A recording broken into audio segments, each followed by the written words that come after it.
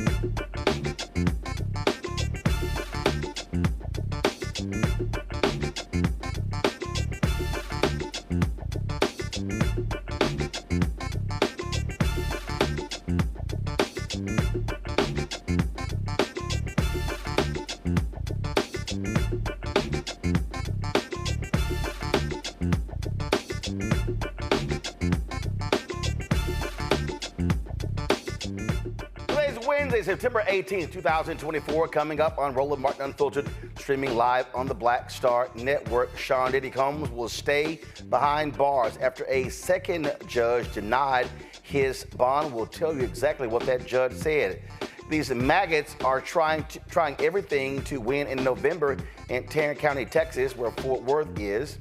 Republicans literally tried to block early voting sites on college campuses. Yeah, not expand, but block. And then they admitted it was about trying to help them win. We'll talk to a Tarrant County Commissioner who fought that effort. Also, we'll tell you why the Teamsters have declined to endorse any presidential candidate for the first time in almost 30 years. Basically, it's white men not wanting to support a black woman. The family of a black man shot and killed by D.C. police is urging the Department of Justice to open a civil rights investigation into his death. We'll talk with the family and the attorneys for Justin Robinson. Also, folks, investigative reporter Greg Palast released his documentary, Vigilantes, Inc., America's New Vote Suppression, hit by hitmen. We'll talk about that. He'll be here to discuss that. We'll also tell you what is happening again in Georgia when it comes to suppressing the vote. And how racist can J.D. Vance be? Well, we'll show you. Even though he now knows that Haitians in Springfield, Ohio are there legally, he says, oh, I'm going to still call them illegal aliens. It's time to bring the funk. I'm Roland Martin Unfiltered on the Black Star Network. Let's go. He's got it. Whatever the biz, he's on it. Whatever it is, he's got the scoop, the fact, the find. And when it breaks, he's right on time and it's rolling. Best believe he's knowing. Putting it down from sports to news to politics. With entertainment just for kicks, he's rolling. It's on go, roll, y'all. It's Roland Martin, rolling with Roland now. He's funky, he's fresh, he's real, the best, you know he's Roland Martin now.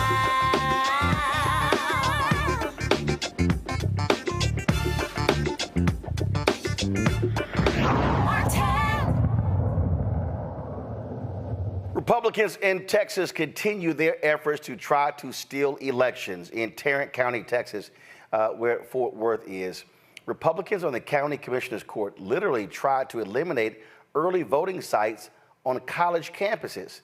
Republican Judge Tim O'Hare questioned the county's proposed early voting location, saying it's not the county's job to make voting easier for specific groups, like students. The two Republicans, Manny Ramirez and Gary Fickers, now they voted against O'Hare's proposal. They now being criticized by the county GOP, claiming that blocking the proposal undermines the ability of Republicans to win the general election in Tarrant County. I thought you win by trying to get as many votes as possible. Really? Right. Okay. Tarrant County Commissioner Yulisa Simmons joins us right now. And Commissioner Simmons, this is just, it's crazy that these folks are literally, Republicans in Tarrant County are attacking two of their own because they dared to want more people to vote and expand access. And also, these early voting sites on college campuses, it's not just students who vote. It's not just students who vote. You've got faculty, you've got staff, you've got residents that live in and or around the campuses that use college campuses to vote. These campuses have been early polling sites for 7 years or so. So this is voter suppression efforts in your face. They are, and they're telling us why they don't want early polling places on college campuses, because they're students are voting more, they tend to be liberal, and they're telling us we've got to stop them from voting. They're saying it, their inside voice is outside. They're telling us. Oh, absolutely. And so they actually put forth this resolution, which is just sort of baffling, because and you would think that county Republicans there would say, okay, this is kind of stupid. Go to my iPad.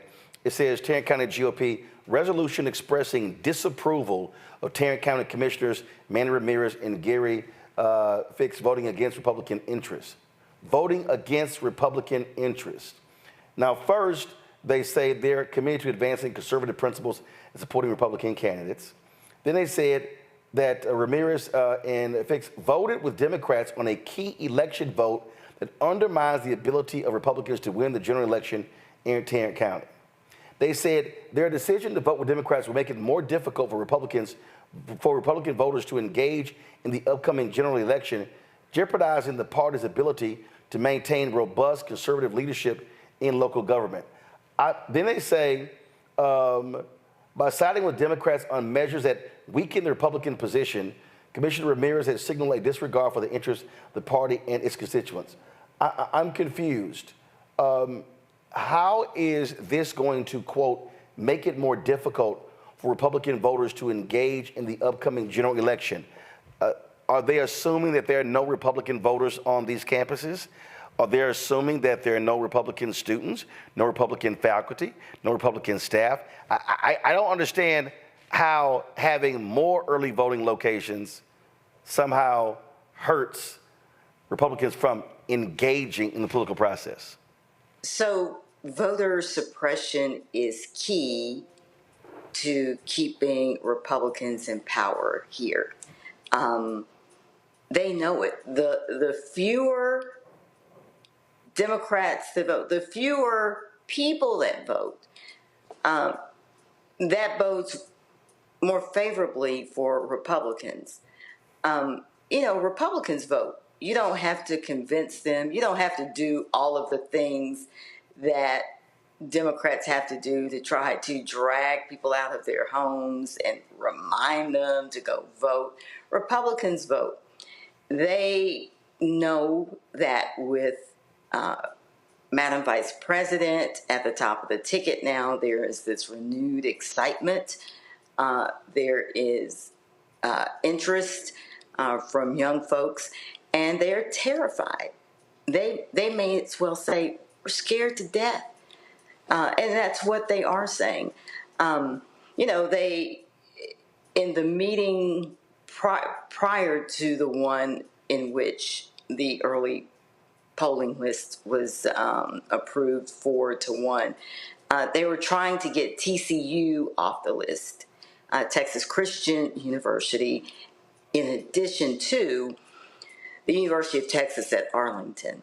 And so when we came back, TCU was back on the list. So I guess the assumption is that the students at TCU are likely more conservative than those at UTA. You got me, Roland, and now they are upset at two of the Republican county commissioners, and I don't feel sorry for them. I've got my popcorn and watching them implode. But this is classic voter suppression tactics, and they're telling them, when you go on your social media or their social medias and you read the comments are blasting Commissioners Ramirez and Commissioner Fickus for voting to do the right thing. Our elections administrator stood up there and said, we've only got 51 early polling sites. I need 60 to 75.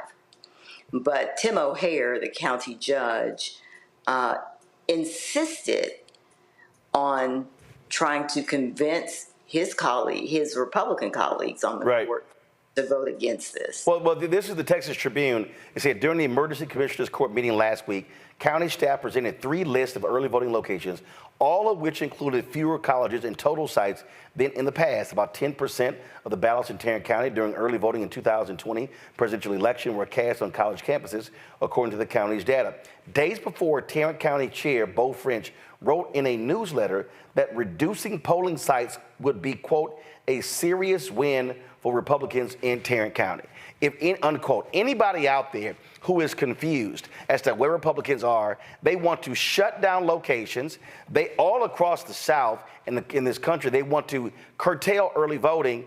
In North Carolina, they specifically targeted early voting because the data showed 70% of black people voted during early voting. They flat out are targeting Democrats, black people, young voters, and I keep telling young white folks, voter suppression ain't just about black and Latinos. It's about y'all too. It is, but let me go back to the targeting. So they also targeted community college campuses. All right, and they targeted. So they put TCU back on the list. So they were safe. Guess they went and did their, some research and determined, or called the university president or something, and realized there are likely more conservative students over there.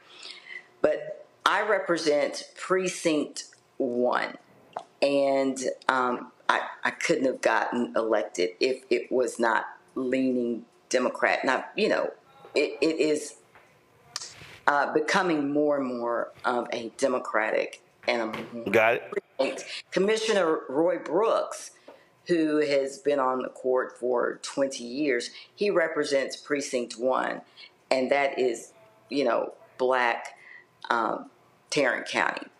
And so the two of us, represent the portion of the county. We represent half the county, and the portion of the county that has more minorities. And so the schools they targeted, University of Texas at Arlington, TCC South Campus in Commissioner Brooks' precinct, Southwest Theological Seminary in Commissioner Brooks' precinct, and high school stadium in my precinct in Mansfield, Texas, where a tremendous amount minorities vote. So they targeted precincts 1 and 2. They didn't go targeting precincts 3 and 4, the other half of the county. Well, that's exactly how they roll. Commissioner Simmons, we appreciate it. Thank you so very much, and glad to see Republican colleagues standing up for what's right. In fact, you had a couple of Republicans, Mayor Mattie Parker and, go to my iPad, Representative Charlie Guerin. They defended Ramirez. The mayor said democracy is meant to be an arena for ideas. When we resort to winning at the expense of voter turnout, we've all lost. Manny Ramirez should be commended, not vilified, for doing his job and protecting our fundamental right to vote. Commissioner Simmons, thanks a lot. Yes, thank you. I want to go to our panel here. A. Scott Bolden, he is, of course, chair, National Bar Association Political Action Committee, former D.C. Democratic Party chair, attorney out of D.C. Candace Kelly, legal analyst and host, Not All Hood, South Orange, New Jersey. Kwame Jackson, political strategist, joins us as well. I'm trying to think, is this the first time I've ever had 2 Kappa panelists? Yeah, You're better because of it. You're better for it. Yeah, I hear you had a whole lot to say about me on Saturday, by the way, after I left. Say it to my face. That's right. Say it to my face. What I said is, why don't y'all give? Why don't y'all give him the microphone? So anyway, let me go. Let me go ahead and start. Let me go ahead and start with the sanest, smartest person on this panel, Candace. So let me go first. No, you're not going first. You're not going first. I got this. You're not going first. Candace is going first. Got it? All right, Candace. Got it? Yeah. I'll let you go first, Candace. No, ain't no letting go first. She is going first. See, Candace, this is a thing that people need to understand. When Republicans have power, when they have a majority, in this case, 2 Republicans joined the 2 Democrats on the commissioner's court, and they got voted down 4-1. And they wanted them to vote along party lines. But the bottom line is that when we start looking at all across the country, in the state capitol, in Texas, in Austin, in Florida, in Alabama, in Mississippi, in Arkansas, in Tennessee, in Georgia, we see this all the time, how they use their power, wield their power to shut down early voting locations, to go after voters. They do not want to see expanded voting rights. Pure and simple. This is a Republican strategy. It is not only a Republican strategy, but it's a racist strategy. And these are really rights that have been afforded to us by the Civil Rights Act, by the Voting Rights Act. There are things already on paper that should afford us the right not to be interfered with during this process. But as you said with the guest, not only are they trying to make sure that those who are voting mostly Democrat are suppressed, but they don't care if they kind of get a few Republicans in there along the way, because the goal is very myopic. Let's get rid of those people who want to vote, even if it means that we're going to also lose a few of our Republican votes. But it absolutely makes no sense because of the fact that their laws are already on the books that protect us. But what are they continuing to do? They're continuing to break the laws and make sure that we don't have any rights, especially when you're talking about college kids who are also disenfranchised to a certain level when it comes to being able to get to the polls, having the ability to maybe leave a job, the same way that any adult would have to do. So it's a voting bloc that they're scared of because these younger people, the younger generation, are more liberal, and they are working on these numbers earlier. We saw this strategy, we've seen this strategy before, and it's something that they're just playing out again, but now on college campuses. The thing here that folks have to realize is that, and this is where people, I think, get confused, Scott. So you have Chief Justice John Roberts, when they gutted Section 4 of the Voting Rights Act, touted, the high voting percentages in the country. And it was like, because black people were leaping over all of these problems. And the moment they invalidated Section 4, what happened? These Republicans began to close thousands of polling locations all across the country. They begin to change the voting laws. They begin to target and undo a lot of that progress. And that's what we see. And so the last 4 or 5 election cycles, you've seen a drop in black voter turnout because they have made it harder to vote. And that is exactly their goal. Oh, no question about it. And it's all public information, and Republicans still keep supporting it. I mean, when they gutted Section 5, that meant that that the state could control it. The feds couldn't come in to enforce voting rights laws. 10, 20 years ago, Roland, I think you said this before, that reenacting or re-upping on the Section 5 of the Voting Rights Act was perfunctory on the House and Senate side. Everybody voted for it because everybody believed in democracy. But the Republicans have figured out that their ideas are not popular. If democracy is a place for ideas, they know their ideas are not popular, that they are in the minority in regard to support for abortion or rather pro-life, anti-abortion positions. And so now all they can do to hold on to power as we move towards 2043 is to suppress the Democratic vote, suppress the black vote, and energize their voters and hope that at the state level and federal level, their MAGA supporters, their Republican voters turn out in high numbers to outvote Democrats and independents and voters of color and even women voters now, so that they can win these elections. It's the only way they can do it. So they're not trying to expand their base, right? The Democrats want to expand their base, expand their coalition. The Republicans have conceded they don't have enough votes to win. So now they've got to do this: suppress the black vote and Democratic vote, energize their base with lies and divisiveness and fear. And that's the only way they can win, whether it's the presidency or whether it's a state election or a state judgeship. Kwame? Brother Bolden, I want to say thank you for that introduction, and I want to tell Roland that there are actually 3 Kappas on this panel because I invited a special guest. Throw them up, dog. That's right, Tom. Throw them up. Throw it up. I am live at the University of North Carolina, Sonia Haynes Stone Black Cultural Center. This is my alumni. This is my alma mater. I actually marched for this freestanding Black Cultural Center when I was an undergraduate here from 1992 to 96, and we now have this illustrious facility and this program. But North Carolina is under threat. We all know that. And so I wanted to broadcast live from my alma mater to tell people about the state of North Carolina. Right now, a lot of people don't know that 41 million people turn 18 years of age this year. And those people are all eligible to vote for the first time. Now we're talking about the youth vote. 47% of those millions of people are actually people of color. So not only do you have this huge demographic shift in terms of people of color within the Gen Z voter base, but you also have all these people turning 18 this year. They are trying to shut those people out of the polls. Let's look at North Carolina specifically. In the last election, this election was lost. This state was lost to Donald Trump by 75,000 votes. This is a state of 10.8 million people. We are the 9th largest state. We have 19 electoral college votes, and this university in particular, the University of North Carolina Central, the HBCU, North Carolina A&T, the HBCU, all these great institutions here in North Carolina, the highest concentration of HBCUs in any state in America.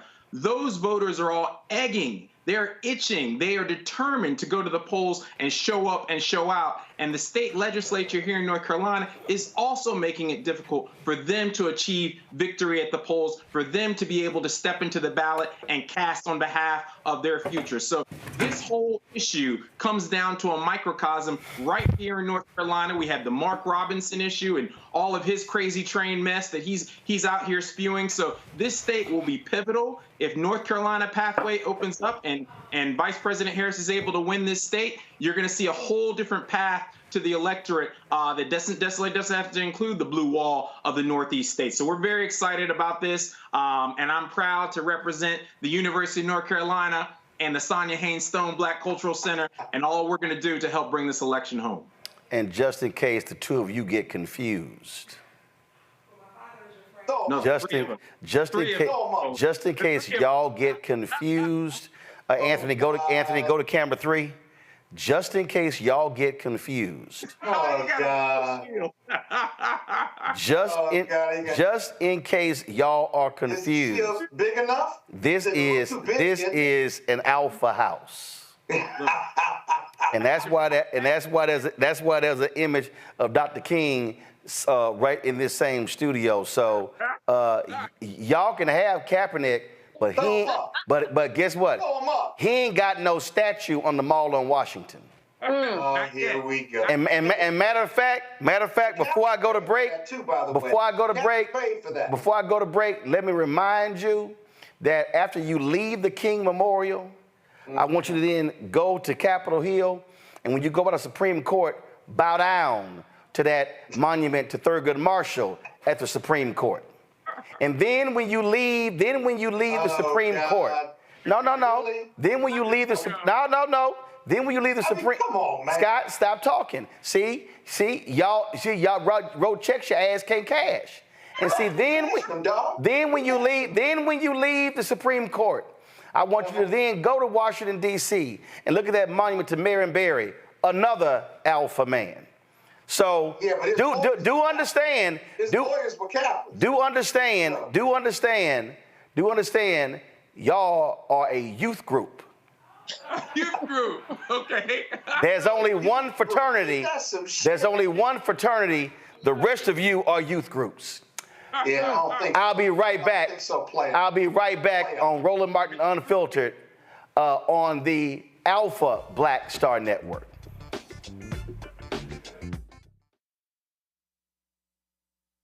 He told us who he was. Should abortion be punished? There has to be some form of punishment. Then he showed us. For 54 years, they were trying to get Roe v. Wade terminated, and I did it, and I'm proud to have done it. Now Donald Trump wants to go further with plans to restrict birth control, ban abortion nationwide, even monitor women's pregnancies. We know who Donald Trump is. He'll take control. We'll pay the price. I'm Kamala Harris, and I approve this message. In 2016, Donald Trump said he would choose only the best people to work in his White House. Now those people have a warning for America. Trump is not fit to be president again. Here's his vice president. Anyone who puts themselves over the Constitution should never be president of the United States. It should come as no surprise that I will not be endorsing Donald Trump this year. His defense secretary. Do you think Trump can be trusted with the nation's secrets ever again? No. I mean, it's just irresponsible action that places our service members at risk, places our nation's security at risk. His national security advisor. Donald Trump will cause a lot of damage. The only thing he cares about is Donald Trump. And the nation's highest-ranking military officer. We don't take an oath to a king or a queen or to a tyrant or a dictator. And we don't take an oath to a wannabe dictator. Take it from the people who knew him best. Donald Trump is a danger to our troops and our democracy. We can't let him lead our country again. I'm Kamala Harris, and I approve this message. IVF is a miracle for us because it allowed us to have our family. After having my daughter, I wanted more children, but my embryo transfer was canceled 8 days before the procedure. Donald Trump overturning Roe v. Wade stopped us from growing the family that we wanted. I don't want politicians telling me how or when I can have a baby. We need a president that will protect our rights, and that's Kamala Harris. I'm Kamala Harris, and I approve this message. Here's a 78-year-old billionaire who has not stopped whining about his problems. Oh, she had a big crowd. Oh, the crowd. This weird obsession with crowd sizes. It just goes on and on and on.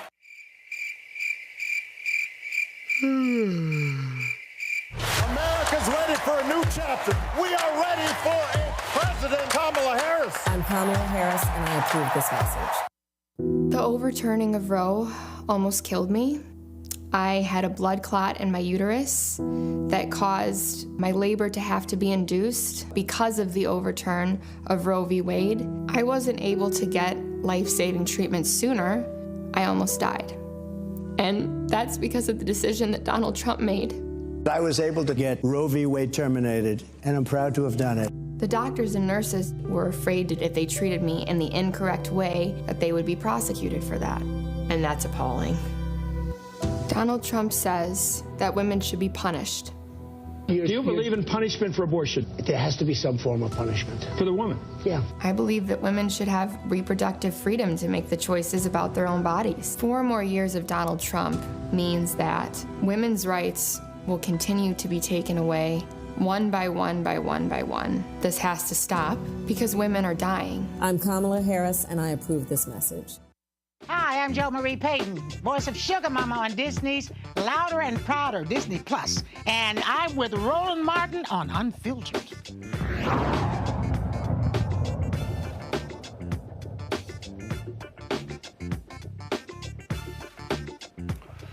You know, in 2016, a lot of people talked about economic anxiety, and that's what was going on with so many people in this country.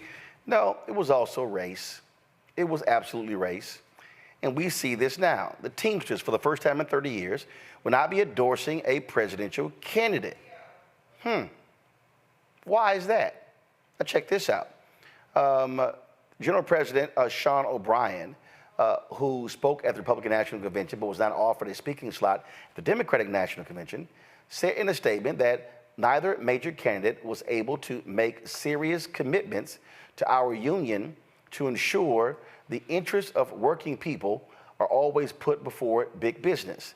This decision comes 2 days after senior leaders met with Harris as they weighed whom to endorse last month.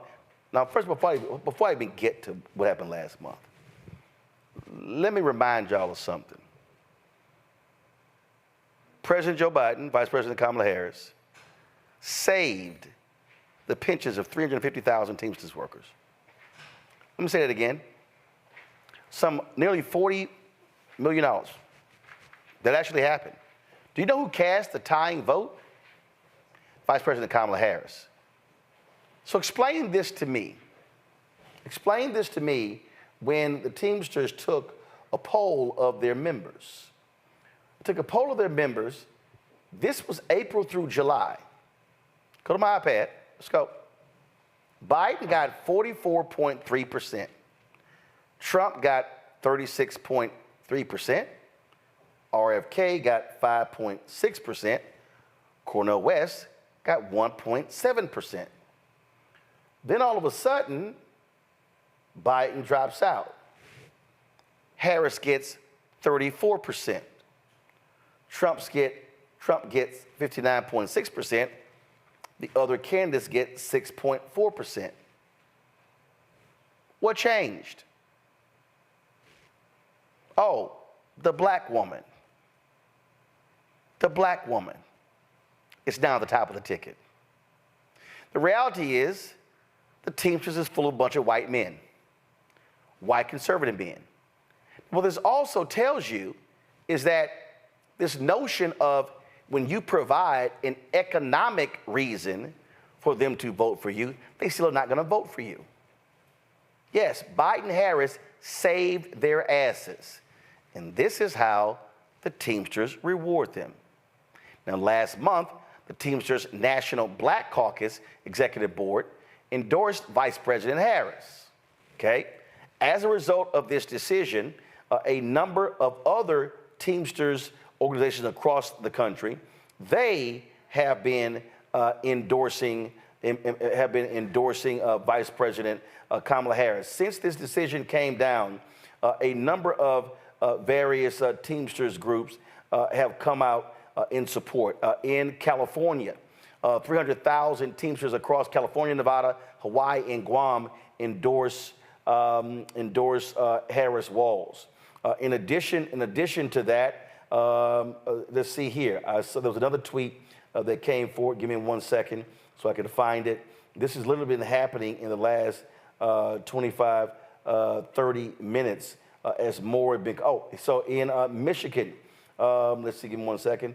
In Michigan, the Michigan Teamsters Joint Council, 245,000 active and retired members, and the Teamsters Joint Council, 300,000 members in Nevada, actually endorsed Vice President Kamala Harris and Tim Walz. And so what you're seeing is you're seeing individual states make this move as a result of what happened on the national level. It is idiotic for the Teamsters president to say, they were unsure. Let's be real clear. Donald Trump doesn't give a damn about the unions. Let me remind people, when President Joe Biden walked the picket line, guess who created a fake group of union workers? Donald Trump. Who hired actors? Donald Trump. He doesn't give a damn about these unions. And so these white men are doing what they've always done, vote against their own economic interests. So you're voting for a man who doesn't give a damn about unions, a man who said, oh, fire them. But you oppose the woman who is the vice president of the president who saved your asses. This goes to show you in this country, Scott, where white men and white folks will gladly vote against their economic interest for other reasons. This is clear and undeniable. For racial reasons. What is it about the melanin in my skin or yours, man? I'm telling you, it drives white folks crazy. Our blood is the same. Why do you think my book is called White Fear? How the Browning of America is making white folks lose their minds. I agree. Where the Democrats saved their butts financially. Literally, she cast the deciding vote because the Republicans don't care. And you know, I used to think that money in America trumped everything, even race. You can make money, they don't care who they make money with. And then you get stories like this that challenges the very foundation of that supposition. And that is that race still matters in 2024. 2043, where we're going to be a country of color, still matters. White fear still matters. And therefore, because she's a black woman and a part of the Biden-Harris team that it saves them, to walk the picket line for them, that it doesn't matter about how Donald Trump doesn't care. The only thing that matters is race. You got generational racism, where we're teaching young people to hate black and brown people because that's the only way you can have generational racism. Like, nobody's born with a racist gene, right, as Janetta Coles once said. And so we're teaching them to hate us every generation. And in the end, this is an example of what you just described with the union, that it's the melanin in your skin. Got nothing to do with money or righteousness or justice or freedom. It's just got to do with the color of your skin, period. Kwame, here's the reality. 2022. $36 billion was passed by Congress, supported by Biden-Harris, to shore up troubled pensions. Go to my iPad. 600,000 Teamsters pensions were shored up. 600,000. This is their statement from July 29th. Today's action protects the pensions of 70,000 workers and retirees in New England, including 6,000 in New Hampshire. We protected more than 40,000 Teamsters in Ohio and Michigan, more than 30,000 in Illinois and Missouri, more than 20,000 in Wisconsin, Minnesota, and Pennsylvania. So this is actually right here. And it says, look at this here. Because of the American Rescue Plan and the support of congressional Democrats who passed it without a single Republican vote, over 1 million union workers and retirees have already been protected from brutal cuts of up to 75% to the pensions they sacrifice so much to secure. But 59% of these Teamsters will happily go along and support Trump, who doesn't give a damn about unions at all. Roland, let me share a few stats with you that I actually just recently looked up. The Teamsters gender ratio is 81% male, 19% female. The Teamsters are 61.4% white and 17% Hispanic or Latino. And their average age is 47 years old. The Teamsters represent the old white male patriarchy of the working class. And they are afraid of the new America that is the browning of the America, the blackening of America that we all know is not just the trend, but is actually here and arrived. I always say, look, everything is not racism, but race is involved in everything. And so this is an example of actually race being involved in everything. They said when we had the launching of the Tea Party way back when that, you know, it was all about economic anxiety and economic dislocation and people feeling like they're being displaced. that was fundamentally about race. And we see that same Tea Party energy carrying over to MAGA, carrying over from MAGA now to this same vote with the Teamsters. This is a core tenet of the American populace. It's a core tenet of the American voter, and it's something that they're really scared about. You can't save people's houses and mortgages and their jobs and their cars and the ability to pay for their kids to go to college, and then at the same time, people turn around and vote against their own economic security and their own economic futures. This is a disgrace, and this is something that, this is something we always have to deal with as a legacy of the American experience. And Candace, the reality is, when you look at the UAW, the AFL-CIO, the NEA, ASME, Communication Workers of America, numerous unions are supporting Harris-Walz. Absolutely. In this one, you have what about 1.5 million members who are thinking otherwise, and as the panel has discussed, has been saved over and over again. Their livelihoods have been restored. This reminds me of something that somebody said the other day, that yes, Kamala is ahead in the polls. She's doing well. She's raising money. But what will kind of the human being do when they go behind doors? And this is what we're talking about. What is the nature of who they are and who they think about themselves inside of the context of America? These are people who historically have always been at the top, the privileged ones, the middle class ones, the ones that have had jobs. And now that they see sometimes the tide is turning and they're not at the top, they are scared. And that is a problem. To further that, we are talking about people who are also making hiring decisions, who are making decisions in what they're doing within their own jobs. And it's this type of racism that comes into play when they're making those decisions representing their union. Their natural humanity is speaking loud volumes. It's not something that we should be surprised about, but it is something to really kind of look at and examine because of the fact that the Biden-Harris administration has done so much for them. But it says something about the core of who we think we are as America, but who we really are when we have to show up and represent what we believe in. Often it goes against the grain of what anybody ever thought it would have been, and that's what's happening here.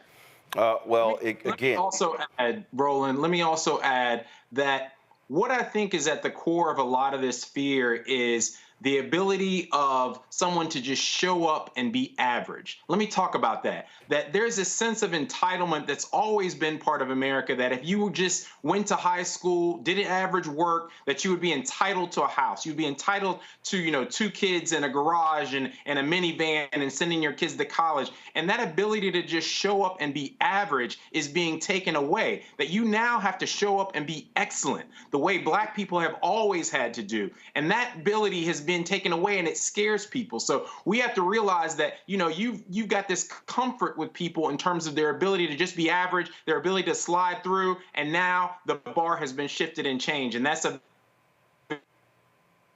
very I'm glad to see the various states make their own decision. California, Michigan, Nevada, Wisconsin, in supporting them, because again, their butts were saved by Biden-Harris, and now they're trying to have it both ways. And remember, O'Brien spoke at the Republican National Convention. They were hoping to get an invitation at the Democratic National Convention. They were not offered one. And hell, I don't think they should have been offered one. They should have been offered one. Bottom line is, you want to play that game? Nah, I'm not giving you a prime speaking spot if you don't want to sit here. And when you purposely spoke at a convention where those folks are against workers and routinely vote against unions, nah, hell no. I'm with that 100%. All right, folks, let's go to a break. We come back. We're going to talk about a shooting that took place here in Washington, D.C. The family there demanding the Department of Justice step in. Also, how racist can J.D. Vance be? Still continues to say, calling Haitians illegal aliens, even though they're in the country legally. Lots we're going to be talking about as well. Plus, Diddy, he ain't getting out of jail. We'll tell you what happened today in court. It is time. Of course, it's time for us to go to a break. Be sure to support Roland Martin Unfiltered and the Black Star Network. There are multiple ways you can do so. Remember, Cash App is really out there tripping. They're like capping the daily transactions. And so there are 3 Cash Apps if you want to support us. First Cash App is $RM Unfiltered. If you have a problem with that one, go to Uncle Roro Martin. Third one, go to Black Star Network, BOK Star Network. Those are the three Cash Apps, our only Cash Apps that we have, so please support us that way. Then, of course, you also can support us via PayPal, R Martin Unfiltered. Venmo is RM Unfiltered. Zelle, Roland@RolandSMartin.com, Roland@RolandMartinUnfiltered.com. Be sure to download the Black Star Network app, Apple phone, Android phone, Apple TV, Android TV, Roku, Amazon Fire TV, Xbox One, Samsung Smart TV. And of course, be sure to get a copy of my book, White Fear, How the Browning of America is Making White Folks Lose Their Minds. Available bookstores nationwide. Get the audio version on Audible. We'll be right back. He told us who he was. Should abortion be punished?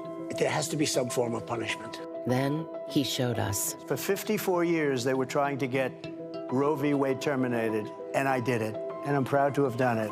Now Donald Trump wants to go further with plans to restrict birth control, ban abortion nationwide, even monitor women's pregnancies. We know who Donald Trump is. He'll take control. We'll pay the price. I'm Kamala Harris, and I approve this message. In 2016, Donald Trump said he would choose only the best people to work in his White House. Now those people have a warning for America. Trump is not fit to be president again. Here's his vice president. Anyone who puts himself over the Constitution should never be president of the United States. It should come as no surprise that I will not be endorsing Donald Trump this year. His defense secretary. Do you think Trump can be trusted with the nation's secrets ever again? No. I mean, it's just irresponsible action that places our service members at risk, places our nation's security at risk. His national security advisor. Donald Trump will cause a lot of damage. The only thing he cares about is Donald Trump. And the nation's highest-ranking military officer. We don't take an oath to a king or a queen or to a tyrant or a dictator. And we don't take an oath to a wannabe dictator. Take it from the people who knew him best. Donald Trump is a danger to our troops and our democracy. We can't let him lead our country again. I'm Kamala Harris, and I approve this message. IVF is a miracle for us because it allowed us to have our family. After having my daughter, I wanted more children, but my embryo transfer was canceled 8 days before the procedure. Donald Trump overturning Roe v. Wade stopped us from growing the family that we wanted. I don't want politicians telling me how or when I can have a baby. We need a president that will protect our rights, and that's Kamala Harris. I'm Kamala Harris, and I approve this message. Here's a 78-year-old billionaire who has not stopped whining about his problems. Oh, she had a big crowd. Oh, the crowd. This weird obsession with crowd sizes. It just goes on and on and on.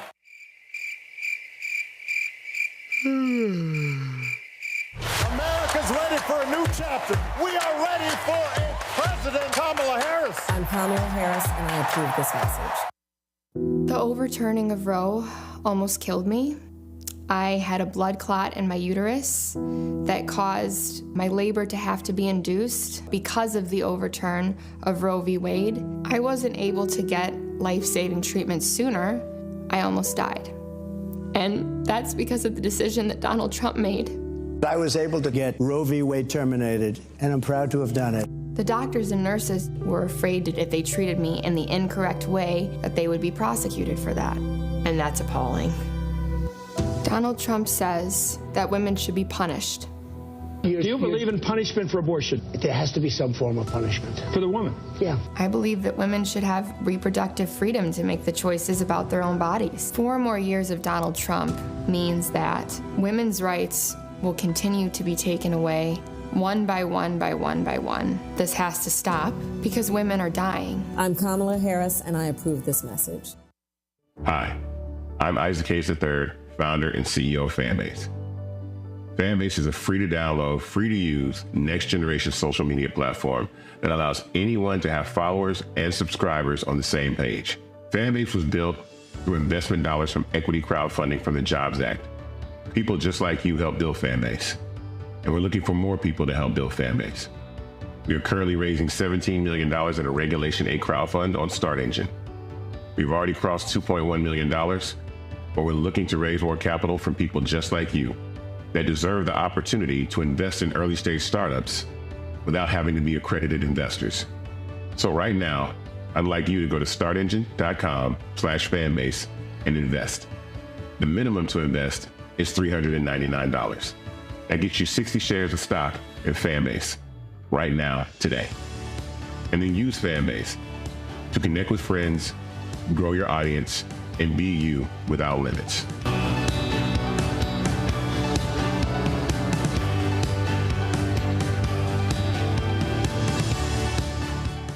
When you talk about blackness and what happens in black culture, we're about covering these things that matter to us, speaking to our issues and concerns. This is a genuine people-powered movement. There's a lot of stuff that we're not getting. You get it, and you spread the word. We wish to plead our own cause. Too long have others spoken for us. We cannot tell our own story if we can't pay for it. This is about covering us. Invest in black-owned media. Your dollars matter. We don't have to keep asking them to cover our stuff. So please support us in what we do, folks. We want to hit 2,000 people, $50 this month, raise $100,000. We're behind 100,000, so we want to hit that. Y'all money makes this possible. Checks and money orders go to P.O. Box 57196, Washington, D.C. 20037-0196. The Cash App is $RM Unfiltered. PayPal is R Martin Unfiltered. Venmo is RM Unfiltered. Zelle is Roland@RolandSMartin.com. This is Essence Atkins. What's the love king of R&B, Raheem Devon? It's me, Sherry Shepherd, and you know what you're watching. You're watching Roland Martin Unfiltered.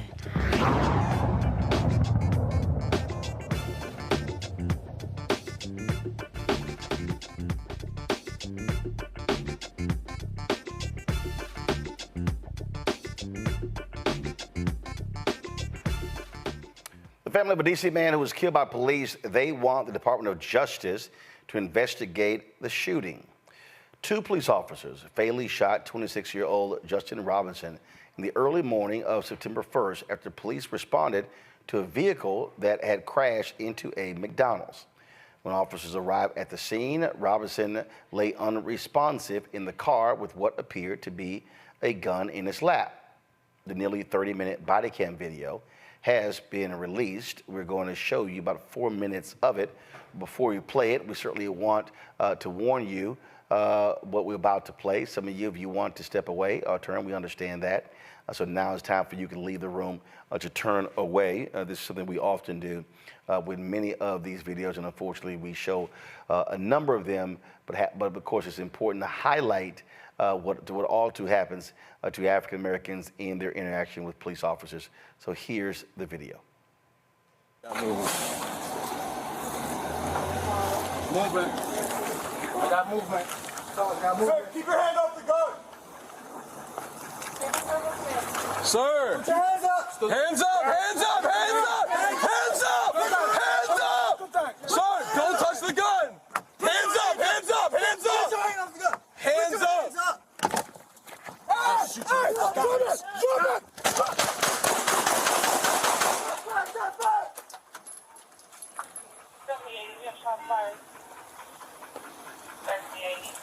Hands up! Hands up! Hey, sir, just by shots fired. Hey, we have eye on the firearm. Got the firearm? Firearm recovered. Move back, move back. Back! Hey, start the board! No, back to the car, back to the car. No. Back to the car. No, we gotta treat him, bro. Hey, firearm is safe out of the way. Hey, you have any other firearms, bro? Shit. All right. Stop.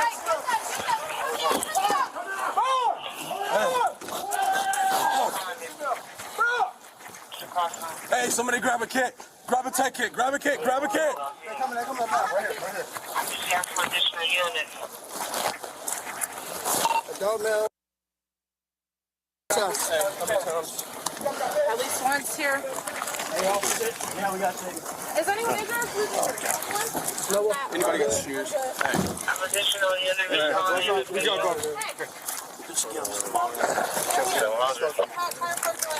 Copy that, sir. Here, let me cut. Somebody want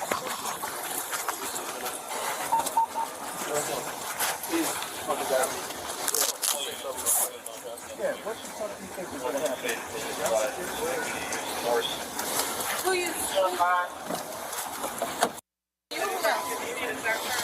I don't know, Sarge. 7080. We're gonna have an MPD for 4.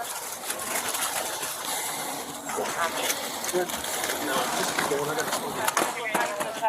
Board is already here working on it. Joining me in studio is Tralisha Robinson.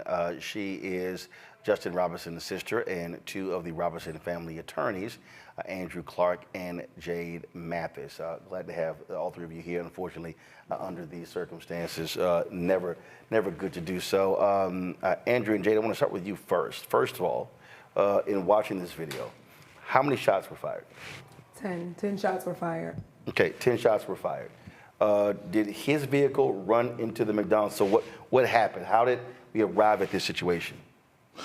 So that's the thing, Roland, is once we see the body-worn camera, the car had already been in an accident at the McDonald's, and Mr. Robinson was already unresponsive. And when the officers arrived on scene, they were there for about 30 minutes prior to the shooting taking place, and they were looking at an unresponsive man. So, hold on. So they were on the scene for 30 minutes? Correct, trying to devise a plan, yes. Had anyone approached the car during that time? There were officers surrounding the vehicle, and they kind of peeked in and could tell that he was still out of it or asleep. So they did that a few times. They did that for about 15 minutes? About 7 to 8 officers. They continued to circle the car and make plans themselves of how they would approach the car, but none of them were logical plans, obviously. Okay, so 15 some odd minutes go by and they approach the car. He's unresponsive. And then what? He wakes up? So that's still something that we're investigating because the video that they've released is blurred out. And it's hard to see if Mr. Robinson is coming to and then passes back out. So they haven't provided an unredacted video? That's absolutely correct, Roland. Okay. Yes. All right, so he's unconscious and then he maybe wakes up. Did he have a gun? So there was a gun that was recovered, and that was what the officer states when they come on the scene, that they do see a firearm. That's correct. Okay, in the video that we showed, and it was hard to tell, at any point, did he raise the gun? Did he point it at any officer? And that's part of the investigation. And based off of what we've seen on the video, it's not clear that there was ever a gun raised. We do see later on that there's a gun recovered, but based on, I was going forward and backwards on this video several times, and I see empty hand. I guess where I'm confused, and guys, if y'all can go back to the beginning of it, where I'm confused, you've got multiple police officers surrounding a car. There's been an accident, unresponsive. Yes. You don't know if this person is unconscious. Yes. Obviously, an individual is, they are not necessarily in their right mind because when you have an accident, you come to or whatever the heck. And so what I'm trying to understand is, again, if that many officers are surrounding a car, go back to the beginning of the video, then I want you to freeze it. Because I'm just trying to understand. How they approach this. All right, so guys, come on.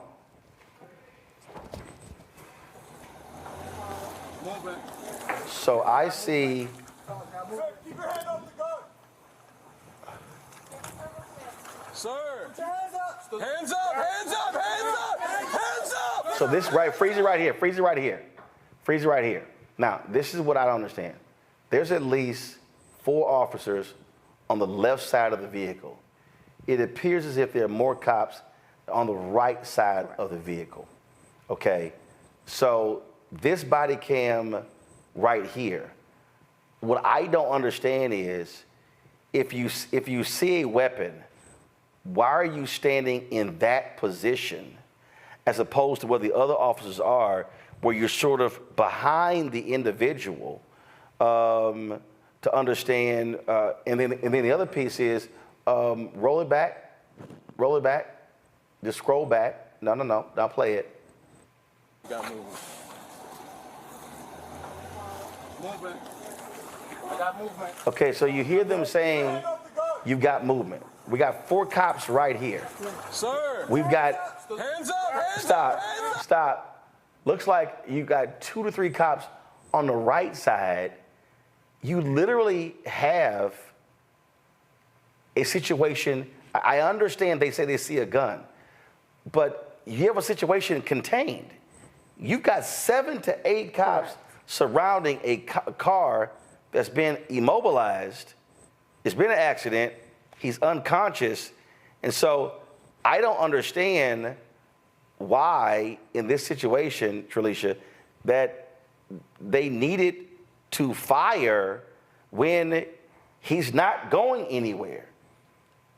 Like literally, if the officers sort of stay back, all of a sudden and talk to him or whatever, he's not in a position to fire anyone.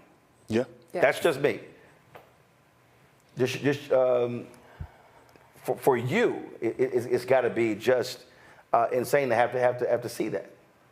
So I've watched it plenty of times. It doesn't get easier each time I watch it. I just don't understand why didn't they try to get him to come alert? Why didn't they announce themselves prior to? Why weren't other tactics thought of? I just don't understand. And in this video where they blurt his face out, he appears to go back out. So I just don't get it. I mean, Jade, I understand, listen, when someone has a weapon, I get that. But what I also understand is that if you're a police officer, you should be putting yourself in in a defensive position, as opposed to literally putting yourself in the line of fire, if you will. Yes, tactical. I think everything from when they arrived on scene, you can't see it here, but there was a fire truck off to the side, there was the EMS off to the side. He couldn't, if he decided to wake up and drive off, he couldn't have done that anyway. So I think just tactically, for it to be almost approximately 10 officers out there, and not one of those officers could have made a common sense or a trained decision, I think that says a lot. And I'm going to be very honest with you, Roland, because I don't sugarcoat things. If this was a different scenario, i.e. a McDonald's in Georgetown, and there was a Prius with someone of a much lighter skin hue and blonde hair and blue eyes sitting behind it with the Georgetown hoodie on, with Virginia license plates, they would have mediated. They would have handled this completely different. They would have called his parents. They would have called and shut the McDonald's down as long as they needed to. They would have made sure he made it to where he had to be. They would have took every precaution. Play the video because when they approached, I want to see, when they approach the car, they try to open the door and it looks like it's locked. So play that because I want to. Movement. I got movement. Sir, keep your hand off the gun. Sir. Put your hands up. Hands up. Hands up. Hands up. Hands up. Hands up. Sir, don't touch the gun. Hands up. Hands up. Okay, stop right there. Okay, so again, this is just where I'm still confused here. Y'all said they're on the scene for 30 minutes. Mm-hmm. So this is not like they just arrived, they're on the scene. Absolutely. So frankly, he's been unconscious the entire time. All this time. Mm-hmm. Right. What I don't understand is, and again, if you approach a vehicle, you see someone unconscious, and you see, let's say, you say there's a gun in the lap. Okay, they're unconscious. What I don't understand is fire departments have tools to unlock cars. Yes. They could have used a bullhorn to wake them up. The fire department was there. They could have used no. But follow me here. If this takes place almost 30 minutes after they arrive there, he's unconscious for 30 minutes. Yes. I don't understand how you don't come to another solution because he's not conscious. Do you try to jimmy the car, unlock it, and then again he may still be unconscious? You obviously want to be careful because you don't want to get shot. You're watching him. You could have someone, a cop on the other side. The thing that I always get at is death is death. Yes. And you don't come back from death. Mm-hmm. And all the decisions leading up to that plays a role in this. What is the police department's response? So far, the police department has not really responded to this action, which is normal. We've done several of these cases in Washington, D.C. and Maryland and also in Virginia, and they usually don't respond. What's further troubling about the response that they did have is they have no answer, Roland, to whether or not putting a gun in someone's car as they're waking up from being unconscious for we don't know how long, whether or not that's protocol for MPD. There was a case a few years ago for Antoine Gilmore. He was a young man who, in a similar situation, he was sleeping. The police noticed that there was a gun in his waistband. When he came to, unlike Mr. Robinson, Mr. Gilmore drove off, and they shot him, and they killed him because he was driving off. When is this going to stop, Roland?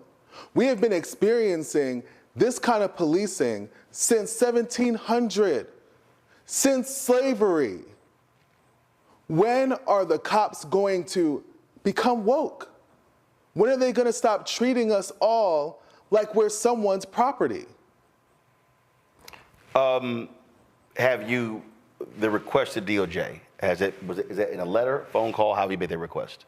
So we had a press conference outside 2 days ago, the DOJ, and I believe we're following up Absolutely. on that request. Yes. So what normally happens with this process is we file a letter of intent with the District of Columbia. Mm-hmm. And independently, DOJ has to make a decision on whether or not they are planning to further investigate this issue. Now, the lens that they look at is a little bit different than the lens that we're looking at it.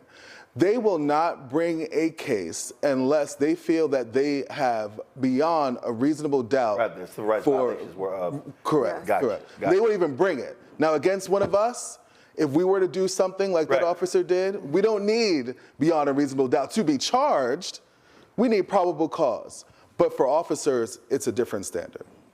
Tralisha, who was your brother? What did he do? He worked for the Office of Attorney General. He worked for Cure the Streets. So What's that? That's like I want to say a program that's in the District of Columbia to help combat the violence in the District of Columbia. How old was he? You said how old was he? He was 25 years old. Wow. Yep. That is just beyond sad there. Well, we appreciate y'all being with us. Keep us updated. Let us know what happens. Before I do that, let me go to my panel. We'll go to Scott Bolden first. Scott, you saw the video. Your assessment of what you saw.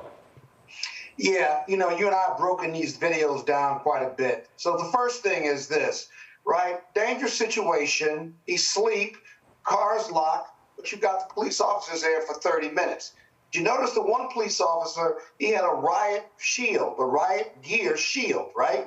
Two, they did not have the police dogs there, but he had a shield, right? So why wasn't the police officer with the riot shield, or two or three of them, approach the car? The car wasn't going anywhere. Secondly, because he has a gun doesn't automatically mean he's a threat to the police. Right. They're yelling at him. He might have a license to carry that gun. Yeah. Think about it, Roland. But also they're yelling at him. There was an accident. If you've been there 30 minutes, he's unconscious. So if I'm unconscious, you're yelling at me don't really mean anything because my ass is unconscious. Okay, but then he wakes up, right? And when you wake up, your natural movement is to put your hands on the steering wheel. Or you're startled. He doesn't know what's going on. He knows he has the weapon, but he's never, at least based on the video, has never picked the weapon up and been a threat. You can have a gun in your car. It can be illegal, but I don't need to be shot and killed because until I become a threat to the police, and then what happens? Then deadly force shouldn't be used against me on the Tennessee v. Garner. Then lastly, what started them shooting was that someone yelled, "We got a shooter, we got a shooter." Now, I didn't hear any gunshots, but apparently one of the police officers believed that they saw him pick up the gun or touch the gun. Touching the gun is not a shooter. And as soon as they announced, "We got a shooter, we got a shooter," everybody's relying on that statement, and then they unload 10 rounds in there and kill him, right? Now, how many of those police officers were threatened? How many third parties were threatened by this violence disruptor? Your brother was a violence disruptor who worked for the government, okay? I mean, that's what the press is saying. That's what the cats on the street say. He was a good dude. I know a little bit about this case indirectly. And so now you've killed him, and you still really don't know what you got, because there's no way he could have been a threat to those 10 police officers. And so here we got another dead man at the hands of police. The police, I tell you when they're going to stop. They're not going to stop until they see your brother and other black men and women like you and me as human beings, because they don't see us as human beings. They don't, whether they see us as property or below you, they don't see us here. Because if they saw me as a human being, they give me every benefit of the doubt, no matter what the situation is, in order to preserve my life. Right. To preserve my life. Right. And yet they didn't. Candace. That Roland, that's what I see. I'm tired of talking about these, because you're going to have more coming forward. Yep. We've done a whole lot in the past. This is Philander. This is almost worse than Philander Castile in Minnesota. You think? Remember, Philander Castile, he told the cop, I have a gun. A license for this gun. He literally said it, and he still got shot. Candace, your assessment. Candace, your assessment. And let me just piggyback off of what he said. The benefit of the doubt is key here. Because, again, she already said it on the panel, had he been in another neighborhood, he would have been approached as if he had maybe a heart attack. Or some type of, brain hemorrhage or something that knocked him out. That's generally what the police would do if you were in another neighborhood and you looked a different way. Obviously, excessive force. Too long to wait if you are trying to save someone and he appears unconscious. This is a person that needs medical help, probably. Nobody moved on the basic understanding of what it means to protect and serve.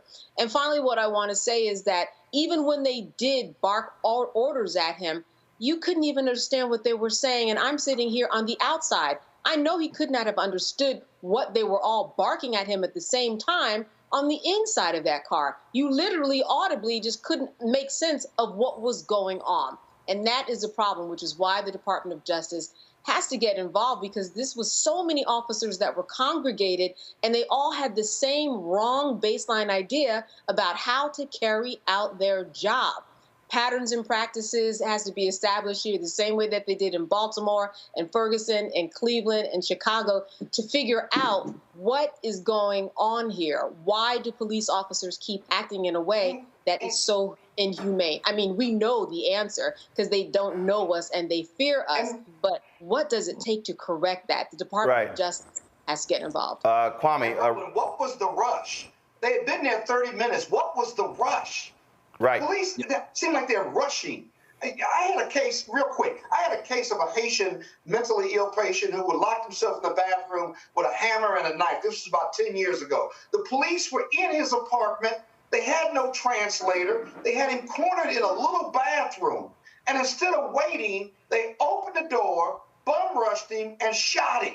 He didn't even have a weapon, and shot him dead, because they were in some rush, some built-in rush in their head. Makes no sense. So there is a pattern in practice that they're making really bad decisions in D.C. on this. Kwame, real quick. Kwame, go ahead.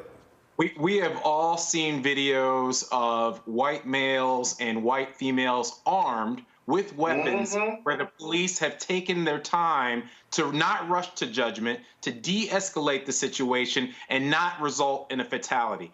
I just recently came back from the Democratic National Convention with Roland Martin. I had the chance to meet Trayvon Martin's mother. I had the chance to meet Eric Garner's mother and talk with them about their feelings. But we see this pattern continuing over and over again. We have to ask ourselves, why is there a humanity gap? Why is there a humanity gap in terms of how they see us, how they perceive us, and why they fear us? Why did Terrell Davis have this same situation? It didn't result in a death, but it resulted in him being removed from a plane in front of his family and handcuffed because he got in a small altercation on an airplane as a black man, as a dark-skinned, muscular black man. Why did Tyreek Hill in Miami just have this situation happen where a traffic violation resulted in him being arrested and thrown to the ground and manhandled, all because of that humanity gap? So this humanity gap continues to be amplified, and oftentimes it results in tragic incidents and fatalities like this. So I want to offer my condolences to the sister of Mrs. Robinson, and hopefully the Department of Justice will be involved in this case. Final comment, Jade. One last thing, I don't know if you all were able to identify it on the video, but one of the officers said probably about 5 or 6 minutes before they approached the car that I need deadly coverage and I need extradition. And I'm not understanding why. Like, where are you going? Are you in Afghanistan? Are you in Iran? Are you going to war? But he did have the intention of going to war and needing deadly coverage because he probably already knew that what was going to demise and he was going to kill him. So Roland, they needed deadly coverage because they knew they had a gun. So that's not necessarily wrong, but then they said extradition. And that's key, because extradition means go in the car, grab him. That means bust the window and grab him through the window before he can get to the gun. It's going to take two of them to do it, or somehow open that door and drag him out without using deadly force. They didn't do extradition. They just went with, he's a shooter, we got a shooter. Once they make that command, everybody opens fires. Completely unreasonable. Indeed. Again, Jay, Tralisha, Andrew, we appreciate it. Keep us abreast of what happens next. Thank you, Roland. For having us. Folks, so when we come back, we'll talk about the continued attack on voting rights with Greg Palast, who has a new documentary out showing what's happening in this country and showing why we must be vigilant, especially when it comes to protecting our right to vote against Republicans nationwide. You're watching Roland Martin Unfiltered on the Black Star Network. Back in a moment. He told us who he was. Should abortion be punished? There has to be some form of punishment. Then he showed us. For 54 years, they were trying to get Roe v. Wade terminated, and I did it. And I'm proud to have done it. Now Donald Trump wants to go further with plans to restrict birth control, ban abortion nationwide, even monitor women's pregnancies. We know who Donald Trump is. He'll take control. We'll pay the price. I'm Kamala Harris, and I approve this message. In 2016, Donald Trump said he would choose only the best people to work in his White House. Now those people have a warning for America. Trump is not fit to be president again. Here's his vice president. Anyone who puts themselves over the Constitution should never be president of the United States. It should come as no surprise that I will not be endorsing Donald Trump this year. His defense secretary. Do you think Trump can be trusted with the nation's secrets ever again? No. I mean, it's just irresponsible action that places our service members at risk, places our nation's security at risk. His national security advisor. Donald Trump will cause a lot of damage. The only thing he cares about is Donald Trump. And the nation's highest-ranking military officer. We don't take an oath to a king or a queen or to a tyrant or a dictator. And we don't take an oath to a wannabe dictator. Take it from the people who knew him best. Donald Trump is a danger to our troops and our democracy. We can't let him lead our country again. I'm Kamala Harris, and I approve this message. IVF is a miracle for us because it allowed us to have our family. After having my daughter, I wanted more children, but my embryo transfer was canceled 8 days before the procedure. Donald Trump overturning Roe v. Wade stopped us from growing the family that we wanted. I don't want politicians telling me how or when I can have a baby. We need a president that will protect our rights, and that's Kamala Harris. I'm Kamala Harris, and I approve this message. Here's a 78-year-old billionaire who has not stopped whining about his problems. Oh, she had a big crowd. Oh, the crowd. This weird obsession with crowd sizes. It just goes on and on and on.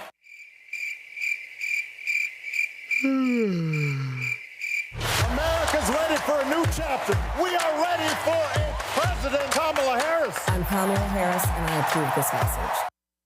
The overturning of Roe almost killed me. I had a blood clot in my uterus that caused my labor to have to be induced because of the overturn of Roe v. Wade. I wasn't able to get life-saving treatment sooner. I almost died. And that's because of the decision that Donald Trump made.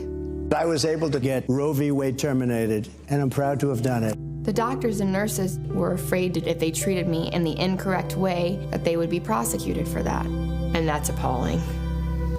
Donald Trump says that women should be punished.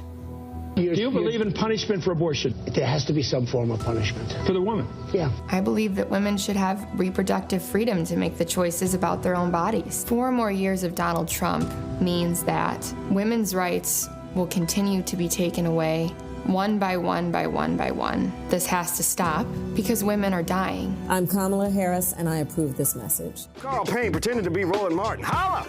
You ain't got to wear black and gold every damn place, okay? Ooh, I'm an alpha, yay. All right, you're 58 years old. It's over. And you are now watching Roland Martin Unfiltered. Uncut, unplugged, and undamn believable.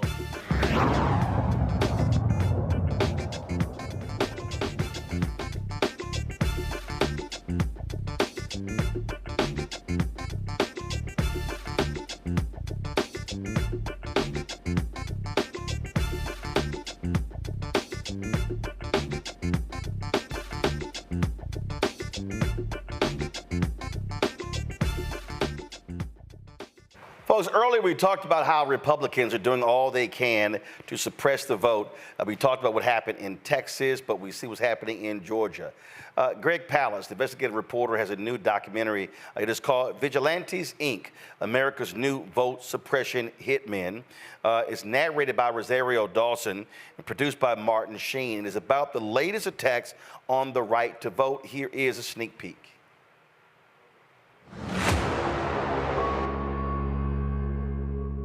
You're telling me 2,600 miles away, 2 days for an election, that if I want to vote, all I have to do is show up and prove as an American citizen that I have the right to vote again?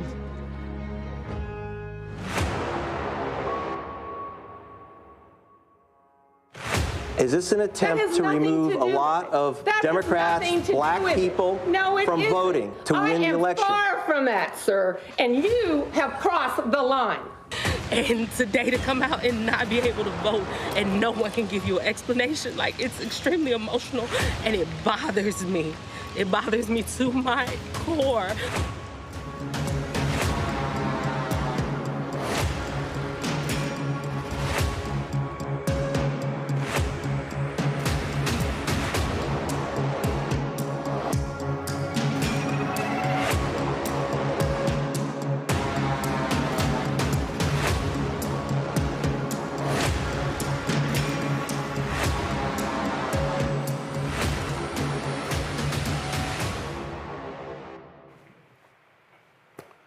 Greg joins us now from Los Angeles. Greg, glad to have you here. So, I mean, you really spent a lot of time in Georgia looking at what's going on in that particular state and all of the ways that they are doing all they can to, frankly, steal the 2024 election. They are scared to death of losing Georgia again, and Republicans are hell-bent in that state and others to ensure they do not lose. Oh, yeah. So here's the new deal. The reason it's called Vigilantes, Inc. is that's the name that the Ku Klux Klan incorporated under. But now, and they came up with these vigilante attacks in 1946 where individuals are challenging voters, black voters, saying they shouldn't be allowed to vote. That was considered illegal in 46, but they brought it back. Donald Trump brought it back with his cronies in 2020. But they only had 88 vigilantes and only in one state, Georgia. But those 88 vigilantes, you heard that woman throwing me out. You heard when I asked her, is this an attempt to remove black voters, Democrats, from the voter rolls? And that woman personally, are you ready for this, Roland?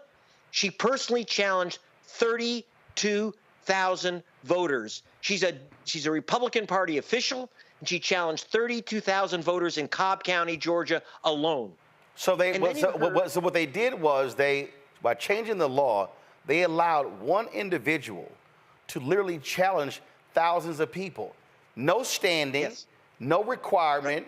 They could just come up and make an allegation, and all of a sudden you're screwed. Yes, and one of the people that was screwed, as you say, you heard of, and so those of you watching, that was Major Gamaliel Turner. He's America's expert on warfare of the future. He's from Columbus, Fort Benning, Georgia. He was assigned by the military to Fort Hueneme, California, and the Republican Party chairman in southern Georgia challenged his right to vote because they said, well, he doesn't live in Georgia anymore. He's in California. This vigilante Republican official, remember, this is not a government official. This is a Republican Party official. And this Republican Party official challenged Major Turner and 4,000 other black soldiers. Can you imagine? Black soldiers assigned to Afghanistan, black soldiers assigned to Germany and California. But I thought they loved the military. Oh, they love the military if you're white military, if you're Republican military. But remember, the military has an awful lot of African Americans and people of color. So they challenge these people because they know that the military doesn't love Trump. You know, this is the guy who said, you know, the guys in the military graveyards are just a bunch of losers. No, they don't like him. And so they took away Major Turner's vote. And you heard him say, so he calls up now, again, this is not government. It's as if Greg Palast said, oh, Roland Martin doesn't live wherever you live in your state, I don't know, D.C. or wherever. Roland Martin doesn't live there. Don't let him vote. But they're not doing it with one voter where they fill out a form. They're sending in emails with lists of thousands of voters. So this guy sent in a list of 4,000 black soldiers, blocked them from getting their vote. The major calls from California, says, where's my vote? Where's my ballot, my absentee ballot? He said, oh, no, you've been challenged, Mr. Turner. So if you want to get your ballot, all you have to do is fly 2,600 miles to our office and prove you're an American citizen. What? White voters didn't have to do this. And it was 180,000 voters. And by the way, Major Turner, as you'll see in my film, Major Turner does go to Georgia. And he brings, so he flies 5,000 miles round trip. And he also brings in a voting rights attorney, Mark Elias, who is now Kamala Harris's voting rights specialist. And he got his vote back. He had to go to federal court. Imagine he had to drive, go 5,000 miles round trip, go to federal court.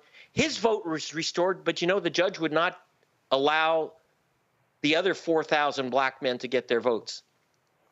The 32,000 votes, we were able to block that lady because people saw my film, Vigilantes, Inc. And the elections board, even the Republicans said, we're not going to accept this stuff. But now it's getting worse. So here's the danger, Roland. Now, again, my film is called Vigilantes, Inc. And I want to mention something very, very quickly. You can actually stream the film starting today for free if you go to saveyourvote.org. And thank you very much to Jamie Foxx and Leonardo DiCaprio and George DiCaprio, my producer, one of my producers, who is saying, you can go to gregpalast.com, gregpalast.com, and download the film for free, or saveyourvote.org. And they've made it available for free streaming. Send around the link. And by the way, if you go to saveyourvote.org, we show you how to check your registration. We show you we give you the phone numbers in case you need lawyers when you're at the polling station and you find out you've been challenged. We're going to help you get through this. We got to fight it back. I'm working with Black Voters Matter, with the Reverend Jesse Jackson, who I spoke to this morning, Martin Sheen, NAACP. We're not standing here letting these vigilantes pick our president rather than the voters. Question for the panelists. Kwame, you're first. You know, when I look at this incident, one, I want to give you a lot of commendation for making this movie come together. But I've also looked at some of the stats where they say basically the people of color represent around 30% of the electorate, but we only cast about 22% of the actual ballots. So if we have that gap of about 8%, what do you think that's driven by? Is this driven by all the things you highlighted in your movie, or do you see more? Yes, absolutely. When we say that there was a lower turnout amongst minority voters, especially black voters, it's not that they're not trying to vote. Did you know that, you go in, you've been challenged or you've been purged, and they hand you something called a provisional ballot? I call it a placebo ballot. They make you think you voted, but you haven't. According to the United States government, 2.7 million provisional ballots were thrown out, rejected in the last presidential election. 2.7 million ballots. And dig this, if you're black, the chance your provisional ballot won't be counted is 700% higher than if you're white. 500% higher if you're Hispanic than if you're white. So so black people are trying to vote, but they show up and like Major Turner, you don't get your ballot because someone's challenged you. You've been purged. And you know, at the end of that little clip, we had a woman, an African-American young woman in tears. You know why? Because her grandmother had been voting in the same polling station for 50 years. Shows up and they say, you can't vote here. You're not on the voter rolls anymore because you don't live in Georgia anymore. I went to her house. If you had to offer one solution to that, what do you think we can focus on like a laser between now and the election? What do you think that one thing that we can work on if you want to make a recommendation to the audience? Absolutely. We have to stop the vigilance. Like Kamala Harris's voter protection person says, the #1 threat in this year, brand new, is this massive vigilante voter attack. In Georgia, they took it out for a test drive in Georgia in 2020, and they had 88 vigilantes. The group that the Trump group that's behind this, True the Vote, they've gone from 88 vigilantes. Are you ready for this? They've signed up 40,000 vigilantes. They've already, as of 5 weeks ago, they challenged 832,000 voters. This story is not being covered, and that's why Harris and Elias are losing their minds. Actually, Reverend Jackson was talking with Kamala Harris about this on Saturday and talking about our film. So we're using the film as a weapon. It's not a movie, it's a movement. I just got a message from the head of the NAACP in Georgia, Gerald Griggs, that we're going to be showing the movie and using that as a basis for a planning discussion of the voting rights leadership, not only in Georgia, but I'm going to Houston. I'm going to be in other cities, but most important is to get this thing out for people to see the film, pass it around, and learn how to protect yourself. Candace. There's going to be a million challenges. Candace. I understand that this is a film that takes a look at two families. Who are these two families that you explore in the film, and how does it unfold? Well, you saw Major Gamaliel Turner, the military expert. They picked on the wrong guy because his father, Harold Turner, with Ralph Abernathy and Martin Luther King, founded the Southern Christian Leadership Conference. They picked a major voting rights, civil rights family of Georgia when they picked on Major Turner. So we follow him versus the guys who really set him up. That is Governor Brian Kemp of Georgia. And Kemp is behind all this vote suppression trickery. And in fact, now his family, they call themselves Kemp now, but they used to be called Habersham. He doesn't like to use that name. You know why? Because it was his family.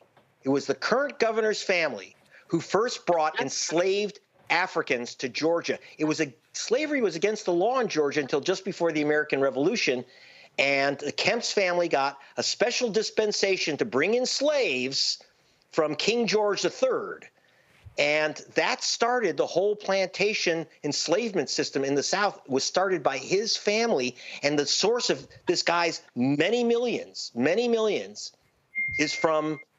is literally taken off the backs of black people. Scott? Hey, thank you so much for your movie. I'm going to put my law hat on, my legal hat. I know Mark Elias, he does great work. But if I'm in Georgia and I've been taken off the voter rolls, don't I have some due process rights? Doesn't the state have to give me notice of that and give me an opportunity to respond and to be heard and to cross-examine whoever's challenging my ballot? And wherever I am, I understand California, but let's say I'm in Georgia. I mean, they don't just throw me off the ballot because of a challenge, or am I just being naive here with this? Well, I wouldn't say you're naive. You have to know Georgia, and some of these other states. And so they're supposed to send you a postcard, but it looks like junk mail. You've been challenged. But listen, unlike if you got challenged by the government, all you have to do is send back a postcard or call them up and make a contact, and you're back on the rolls. Okay. But when you're challenged by a vigilante under Georgia state law and other southern state laws, especially and in Arizona and other places, you have to physically go into the office and prove you are an American citizen and you live where you live. So you have all these absent black students, you have black soldiers, you have all these people who are temporarily moved, especially this was during COVID the last time. And you have to actually go into that office and prove you are who you are. What do I have to show them? What do I have to show them? Birth certificate, voting registration card, what? You have to show them that you're a citizen and that you live where you live. But the problem is people don't even know about these cards. A lot of people never get the cards or never see them, and they don't know they've been challenged, so they don't get their ballots. Or even worse, most Georgians who were challenged got their ballots, but when they mailed in their ballots, they weren't counted, and those people don't even know it. It's really horrific, and it's spread to 43 states, but mostly the battleground states. Trump is working on the battleground states. Well, real quick, the certification of the vote after November 5th in Georgia is now discretionary. It's not ministerial. Yes. Can you comment on that change in the law and how you believe the Republicans are going to try to undermine the elections now that it's discretionary? Well, in Vigilantes Inc., which again you get for free at SaveYourVote.org, Vigilantes Inc., I actually have Helen Butler, who was on the elections board, and she talked about the need to certify the vote. They try to pressure her not to certify the vote. And she said, I won't go along with it. So the governor used his new authority to simply remove her from her elections board. And she said, this is a real danger. People, if you don't know what certification means, it's a fancy legal term. But what it means is that once you have the vote, someone has to say, yes, this is the correct vote, the county elections board. And then it goes to the state elections board, and they certified it. Now, the current Republican, not just Republican, the MAGA-controlled elections board has already said that they may not certify the vote in Fulton County. Understand, Fulton County is Atlanta. Yep. Last time, Joe Biden won Fulton County by 250,000 votes. If they don't certify Fulton, Georgia's gone. Georgia's gone. Well, those are the games that they're playing, and so listen. Lawyers are going to be very busy because Republicans are going to be continue to do this all across the country. Folks, you want to check the film out, Vigilantes Inc., go to GregPalast.com, GregPalast.com. You can also go check it out on the other site. Go ahead and tell us what it is, Greg. Yep. Save Your Vote, not Save My Vote, not Save Roland's Vote, but SaveYourVote.org, and you can not only download or stream the film, but you can check your registration there and get other help and advice. All right. Thank you, Roland. Greg, you're doing God's work here, man. We appreciate it. Keep up the good work. Thanks a lot. Thanks. Folks, going to a break. We come back. We'll tell you what happened today in a New York City courtroom when it came to Diddy's attempt to get out of jail, plus the racist attacks by Senator J.D. Vance, Donald Trump's running mate, continues against Haitian immigrants. We'll show you what this idiot said today. You're watching Roland Martin Unfiltered on the Black Star Network. Support our work. Join our Bring the Funk fan club. Our goal is to get 20,000 of our fans contributing on average $50 each a year. That's $4.19 a month, 13 cents a day. Look, you're paying for this show, of course, the other shows on the Black Star Network, our travels around the country, and we're covering the stories that matter. The work that we're doing, nobody else in Black-owned media is doing. Nobody in Black-owned media is doing what we're doing every single day. Not Urban One, not Black Enterprise, not Essence, not Blavity, not the Griot. None of these folks, the work that we're doing every single day with this show and the other shows, give you the information that you're not getting anywhere else. This is about covering our issues that matter. So support us via Cash App. Now, I told you what Cash App is doing. They've changed their rules. They're capping the number of daily transactions, weekly transactions, and monthly transactions. We have no idea why. It makes no sense whatsoever. And so what I want y'all to do is tweet them comment on Instagram, tell them, change this, because this is impacting churches, nonprofits, and so it needs to be changed. They will only do so if you put the pressure on them to do so. So please hit Cash App on LinkedIn, hit them on Twitter, hit them on Instagram, hit them on every single platform, and tell them they need to go back to the way the things used to be. As a result, we had to create additional Cash App accounts because many of you were trying to contribute, but they were rejecting your contributions because of this daily cap. So our normal main account is $RM Unfiltered. The other backup is $Uncle Roro Martin. The other one is $BLK Star Network. BLK Star Network. Those are the only three. The other ways for you to support us, of course, where we have no issues, PayPal, which is paypal.me/R Martin Unfiltered, Venmo.com/RM Unfiltered, and Zelle. Use the emails Roland@RolandSMartin.com, Roland@RolandMartinUnfiltered.com. We'll be right back.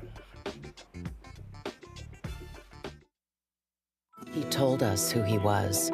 Should abortion be punished? There has to be some form of punishment. Then he showed us. For 54 years, they were trying to get Roe v. Wade terminated, and I did it, and I'm proud to have done it. Now Donald Trump wants to go further with plans to restrict birth control, ban abortion nationwide, even monitor women's pregnancies. We know who Donald Trump is. He'll take control. We'll pay the price. I'm Kamala Harris, and I approve this message. In 2016, Donald Trump said he would choose only the best people to work in his White House. Now those people have a warning for America. Trump is not fit to be president again. Here's his vice president. Anyone who puts himself over the Constitution should never be president of the United States. It should come as no surprise that I will not be endorsing Donald Trump this year. His defense secretary. Do you think Trump can be trusted with the nation's secrets ever again? No. I mean, it's just irresponsible action that places our service members at risk, places our nation's security at risk. His national security advisor. Donald Trump will cause a lot of damage. The only thing he cares about is Donald Trump. And the nation's highest-ranking military officer. We don't take an oath to a king or a queen or to a tyrant or a dictator. And we don't take an oath to a wannabe dictator. Take it from the people who knew him best. Donald Trump is a danger to our troops and our democracy. We can't let him lead our country again. I'm Kamala Harris, and I approve this message. IVF is a miracle for us because it allowed us to have our family. After having my daughter, I wanted more children, but my embryo transfer was canceled 8 days before the procedure. Donald Trump overturning Roe v. Wade stopped us from growing the family that we wanted. I don't want politicians telling me how or when I can have a baby. We need a president that will protect our rights, and that's Kamala Harris. I'm Kamala Harris, and I approve this message. Here's a 78-year-old billionaire who has not stopped whining about his problems. Oh, she had a big crowd. Oh, the crowd. This weird obsession with crowd sizes. It just goes on and on and on.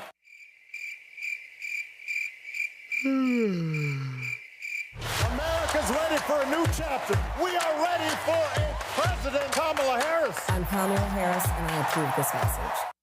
The overturning of Roe almost killed me. I had a blood clot in my uterus that caused my labor to have to be induced because of the overturn of Roe v. Wade. I wasn't able to get life-saving treatment sooner. I almost died. And that's because of the decision that Donald Trump made. I was able to get Roe v. Wade terminated, and I'm proud to have done it. The doctors and nurses were afraid that if they treated me in the incorrect way, that they would be prosecuted for that. And that's appalling. Donald Trump says that women should be punished. Do you believe in punishment for abortion? There has to be some form of punishment for the woman. Yeah. I believe that women should have reproductive freedom to make the choices about their own bodies. 4 more years of Donald Trump means that women's rights will continue to be taken away one by one by one by one. This has to stop because women are dying. I'm Kamala Harris, and I approve this message. Hi, I am Tommy Davidson. I play Oscar on Proud Family, Louder and Prouder. I don't play Sammy, but I could. Or I don't play Obama, but I could. I don't do Stallone, but I could do all that. And I am here with Roland Martin on Unfiltered.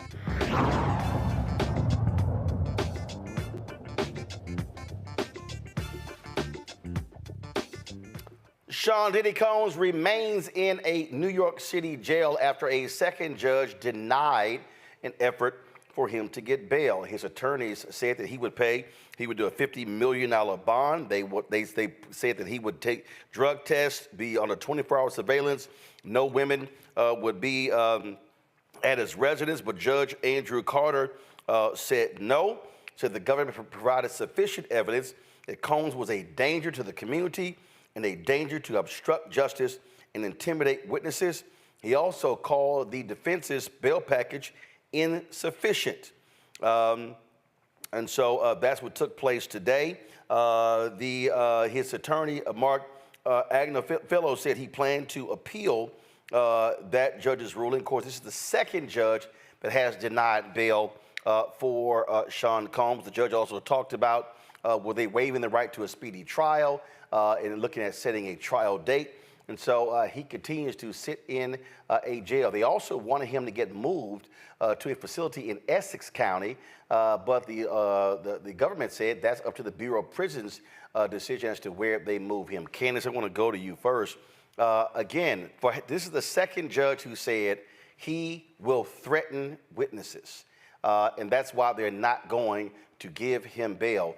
And so the government has clearly persuaded these judges that Sean Combs is an absolute threat to any potential witness in this case. Same judge, different judge, same result, and for the same reason. And that, like you said, he is going to be a threat to the community. They said there's actually no circumstance that his attorney could provide that would be sufficient enough to say that he wouldn't be a threat to the community, because you can easily threaten a witness when you are home. You can send text, you can call, you can have somebody else do your dirty deeds. In fact, this is what he was doing already, according to the indictment. Who's to say he's going to stop? And that was the biggest thing that was set out here. It didn't matter what he put out there, the judge was not having it. And I think that it's very interesting that he would want to move to another court, move to another center to be held. Right now, he's in a Brooklyn facility. He wants to be moved to Essex County. I'm not sure of the reason behind it. I don't care if you get another judge to decide on this. They are going to decide the same thing. These are extreme circumstances, unlike we have seen somebody before in this type of celebrity status, and they're not going to change their mind. This here is from ABC News. Prosecutor Emily Johnson, in pushing for Combs to remain in custody, accused him of a longstanding pattern of abuse and said his victims have an extreme fear of Combs because of his influence in the entertainment industry. Johnson said Combs called a victim in November 2023 after Cassie Ventura's civil lawsuit was filed, seeking to maintain this victim's public support. According to prosecutors, the victim told Combs that when she read Ventura's lawsuit, quote, "I feel like I'm reading my own sexual trauma." Combs allegedly tried to convince her she willingly participated in the acts, but the woman pushed back, saying that was not how she saw things. Diddy told the woman, whom prosecutors said he supports financially, that she ain't got nothing to worry about if she kept up her support of him. Prosecutors said it made clear Combs would use financial coercion to keep victims close. Mindful of the judge's stated concerns about potential witness tampering, Agnifilo offered to place 1 or 2 retired police officers at Combs' house at all times to control who enters and keep a visitor's log. He said, "What I'm trying to fashion is a situation where any witness intimidation will be virtually impossible." Scott, the judge was like, "Nope, ain't gonna happen." Yeah, it's a pretty strong case. This is a speaking indictment, and it's got witness intimidation and paying off witnesses. The government has really laid this out in a really powerful way, much like they did with Weinstein, much like they've done with R. Kelly. Both are in jail, and this defense that this was consensual, that factual scenario the prosecutor gave, which you just read, that's troubling to any judge, because now he's demonstrated in a civil case that he will try to persuade witnesses to support him. There's no reason for him not to do that in a criminal case when he's facing up to life imprisonment for racketeering or minimum 15 years for sexual trafficking. This case is not going to be, sexual trafficking is so broad that it's not a hard case for the government to seek a conviction. So not only is he a danger to the community, they've also got a strong case in regard to defiling the serial numbers off these weapons, which is per se a criminal violation. And I think you can get up to 5 years. So it's not looking good. He wants to move to Essex because he thinks that Essex County will have less violent people and they'll treat him better. It's a better facility, but jail is hard. And you can't do the crime if you can't do the time. So don't do the crime if you can't do the time. Kwame, we'll see, but this doesn't look good. Kwame, this is what federal prosecutors actually said today. Go back to my iPad. The defendant also poses a significant risk of obstructing justice. During the course of the charged conduct, the defendant has attempted to bribe security staff and threatened and interfered with witnesses to his criminal conduct. He has already tried to obstruct the government's investigation of this case, repeatedly contacting victims and witnesses and feeding them false narratives of events. There are simply no conditions that would ensure that the defendant's efforts to obstruct and tamper with witnesses will stop. I'm sure his lawyer was like, dude, put the phone down, don't call folks, don't text folks. But right. Kwame, it's way too late for that. He did it, Daddy. He did it.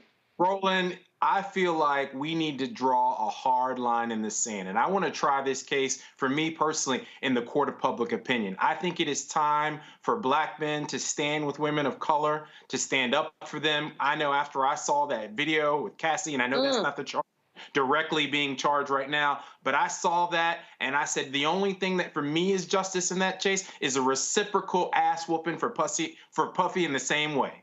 And I think for me, I think this case is all about making sure that karma and justice is done. I have no sympathy for Puffy in this case. I have no sympathy for other black men who are saying, you know, that they're trying to take down another black man and all this stuff about the media. And Puffy was trying to buy CBS, so they're trying to do this case to stop him from doing. Forget all of that.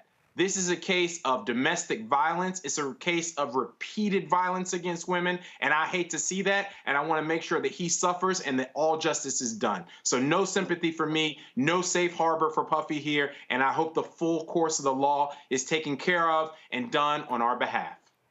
Roland, can I jump in?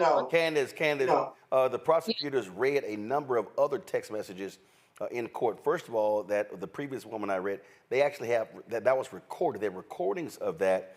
They also read text messages that he sent to Ventura after that video, after that famous fight that was caught on video, the attack in Los Angeles.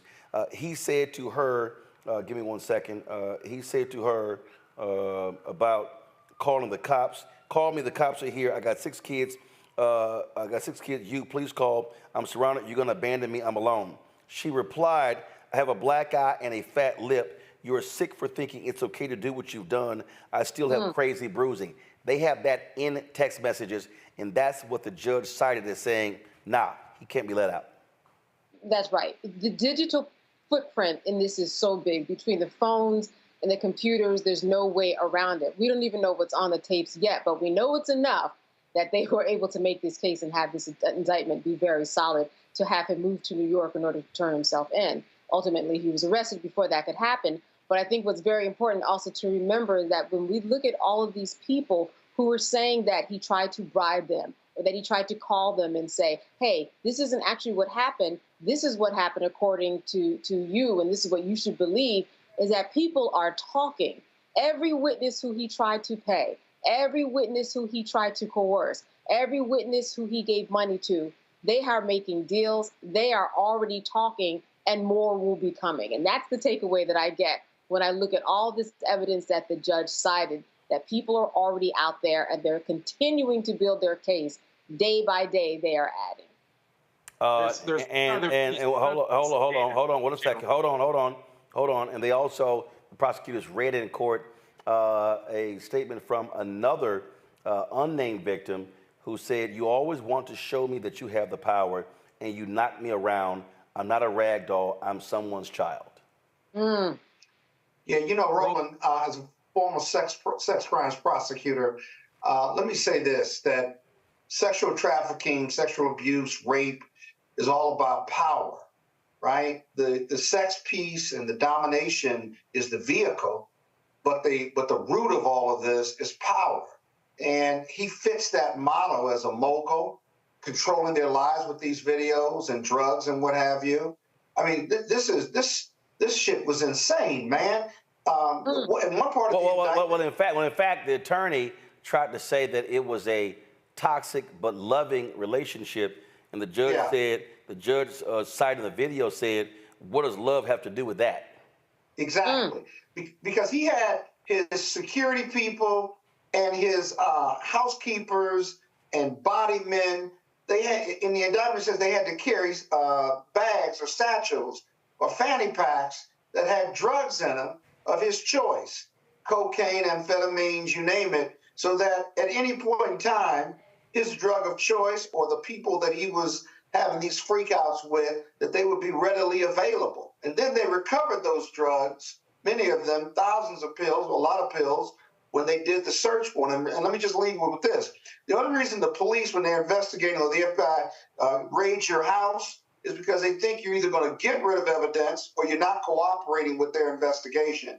That's a big part of the judge's thinking as well. Kwame, go ahead.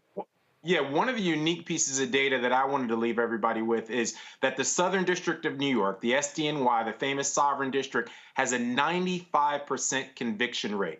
They would not have brought this case if their ducks weren't in a row. So 95% conviction rate does not speak well for Puffy, and I think it speaks very well for justice. And I would say really quickly that he's trying to get credit for saying, hey, I will not have drugs if you let me out. He shouldn't have drugs anyway. So he can't get credit for that and expect the judge to act just because he said he won't have drugs if he is placed on home detention. I asked the question yesterday, and so he's going to remain behind bars. There was also a back and forth, Scott, in court about waiving speedy trial with next court date, things along those lines. Potentially, when could this go to trial? Probably in 2025. Both sides will waive speedy trial, or the defense will, because the defense wants to delay it as long as it can so they can gather all the evidence in their own internal investigation, but also digest the evidence and the documents and the witness statements from the FBI to put a defense together. Now, they foreshadowed his defense to be that all of these things he's accused of were all consensual. Well, that's going to be a hard lift, because with drugs involved and the intimidation and controlling their careers based on the videos that were taken and based on the acts, and then him running the videos and showing them, paying them less, and physically and mentally abusing them, again, rooted in power, that's going to be a powerful rebuttal to consent. And he's got to find people to get on the stand to say it was consensual. Those sex workers are out of the country now, or they're gone. You don't even know where those sex workers are because of their just lifestyle generally and how transient they are. So it'll be interesting. In the end, taking a plea and perhaps getting a 50% of what the max would be would seem to be a goal and objective of the defense attorney, if he can't really find those witnesses and he can't put forth a very, very strong defense that all of these people consented to being drugged and having sex, and whether they were male or female. They got to get a lot to consent to raise reasonable doubt. That's a tall order, in my opinion, at least preliminarily. Folks, real quick, we covered what's happening with the Haitian immigrants in the country, and we know for a fact those folks are not in the country illegally. Yet J.D. Vance, Donald Trump's Republican running mate, continues to insist that they are. And if you want to see racism on display, watch this. Hi, Senator. Mia McCarthy with Politico. Question for you about the Haitian migrants in Springfield. So I know you've talked a lot about how we need to deport illegal aliens, but I wanted to ask you, the majority of the Haitians in Springfield came under TPS, so they are here legally. And I know you've expressed a lot of your issues with the TPS program and wanting to change that under a Trump-Vance administration. But I guess my question for you is, if you become the vice president under a Trump administration, what will you guys do about the migrants that are already there, since they did arrive legally? And a follow-up to that, if you plan to deport them, how would you do that legally? Well, look, this is a media and Kamala Harris fact check that I want to clarify and clear up right now. And here's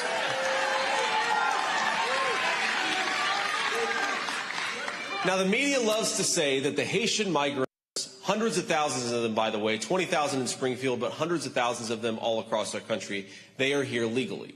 And what they mean is that Kamala Harris used two separate programs, mass parole and temporary protective status. She used two programs to wave a wand and to say, we're not going to deport those people here. Well, if Kamala Harris waves the wand illegally and says these people are now here legally, I'm still going to call them an illegal alien. An illegal action from Kamala Harris does not make an alien legal. That is not how this works.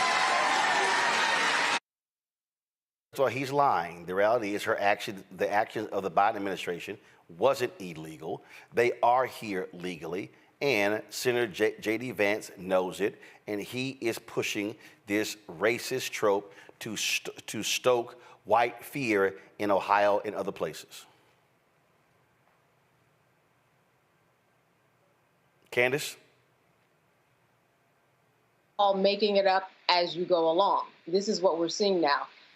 They did it with the Haitians when HIV/AIDS was rampant, and they said that Haitians were the hotbed of where AIDS was happening. Hitler did it with the Jews, saying that they were carrying certain diseases and bringing it to the masses. This is a man that's following a playbook that we have already seen, and he's making it up as he goes along because this is the only scapegoat that he has. He's playing with the journalists and the media, saying, go check out this story. And when journalists check out the story, they make it a bigger story where people's homes have to be evacuated and schools and festivals have to be evacuated, and then blaming that on the Haitians when this is a problem that he created. It's a distraction. It's a part of their strategy. They do it pretty well because we always end up at this same point, kind of talking about this nonsense, but it all looks the same. It's just different words, same tune. People need to really fact check. They need to do their homework to understand what all of this means. And when they don't, that is the problem. The other problem is that we are a community and a world and the United States of America where we just don't know our neighbors. We don't have people that look like him that actually know Haitians on a large scale personally in order to displace the fear that you have. If that happened, if we didn't live in this systematic racial society, we would know our neighbors a little better and we wouldn't be scared. But that's not how we have America set up. We have it so that we live separate lives, separate ways, so that they can invoke and instill fear. And that is what's going on. Kwame, here's what the Wall Street Journal reported today. A Vance spokesperson on Tuesday provided the Wall Street Journal with a police report in which a resident had claimed the pet might have been taken by Haitian neighbors. But when a reporter went to Anna Kilgore's house Tuesday evening, she said her cat, Miss Sassy, which went missing in late August, had actually returned a few days later, found safe in her own basement. We all know that he is telling a bold-faced lie to stoke fears and resentment in Ohio voters, which he actually represents. The people he is persecuting right now, he represents that state. That includes the Haitian immigrants. That includes the longtime Ohio residents. Vice President Harris was interviewed by the National Association of Black Journalists just a few days ago and told a very powerful, humanizing story. She talked about how one of the young kids at one of these schools where a bomb threat was called in Springfield, Ohio, was on their way to picture day at school. A young kid, we all know the pride that you have in picture day. You're going to line up with all your friends. They're all going to be part of the team. We're all going to be in this class together. That student was not allowed to go to school along with hundreds and thousands of others because of the 30 or more bomb threats that have been called in to the Springfield, Ohio schools. So we are at mission critical right now in terms of this fear, and we are 1 inch away from this turning into an act of violence against this community that we all will regret. So this just boils me beyond, because this is a story that has always been part of the American stories. When the Italians showed up, when the Irish showed up, when the Germans showed up, all those ways of immigrants who've gone through this, and there's always going to be some bumps in the road, but this is a situation where for one reason, because of race, because of that being a differentiating point for the Haitian community, that we continue to be stuck, and J.D. Vance thinks that he's winning on this particular issue. It is disgusting. Indeed, indeed. Folks, on Friday, I'll be participating in an invest-a-thon with Isaac Hayes III, founder of Fanbase. He joins us right now to talk about this here. So, Isaac, you're trying to raise $17 million. Walk us through what is going to be happening on Friday. Man, Investathon is this Friday. I'm so excited, happy to be here and happy to have it on your network. It's going to be a conversation, a multitude of conversations about investing in Black tech and especially Fanbase. The goal is to raise $17 million. We're already at $2.1 million, where we have a huge lineup of people speaking, guest speakers, information about equity crowdfunding.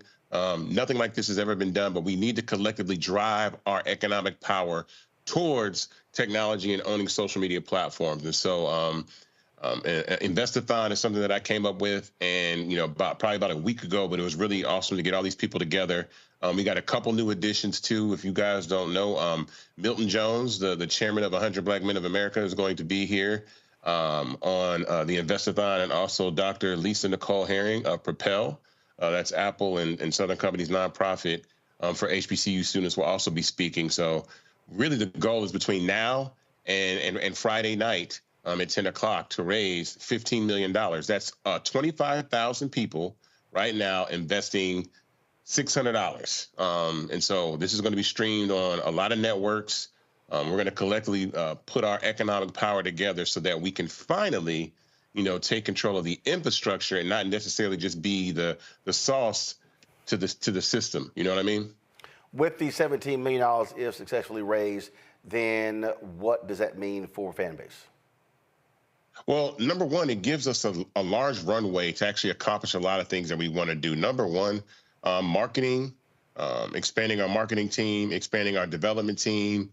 We're going to add RTMP streaming, advanced audio, e-commerce tools, so many things that we want to go ahead and scale and expand. Fanbase has 800,000 users already, right? And our monthly active users range between about 150 to 200,000 a month. But that pales in comparison to a lot of these super giant apps.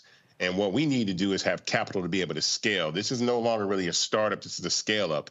And the opportunity for people to actually own equity in a company into a tech startup. And you'll hear a lot about that, how rare this is. You'll hear about the Jobs Act, what the Jobs Act means. What is that? Why, people were not allowed to invest in Apple and Google and Microsoft and Facebook, why that was illegal, and now the opportunity to do so. And especially when Black culture actually fuels these platforms and fuels these infrastructures, why it's important that we take advantage of this platform, especially, and invest and own it, because we've never been able to do that before. Absolutely. And so the Fanbase Investathon taking place 8 to 10 p.m. Eastern on Friday. We'll be, of course, streaming it right here on the Black Star Network as well. Folks, you don't have to actually wait to do that. If you want to invest, you can actually go to startengine.com/fanbase. All right, Isaac, look forward to seeing you on Friday. Yeah, man. Thank you. All right, that is it for us, folks. Let me thank Candace. Let me thank Kwame, Scott as well. Appreciate y'all being on today's panel. Thank you so very much.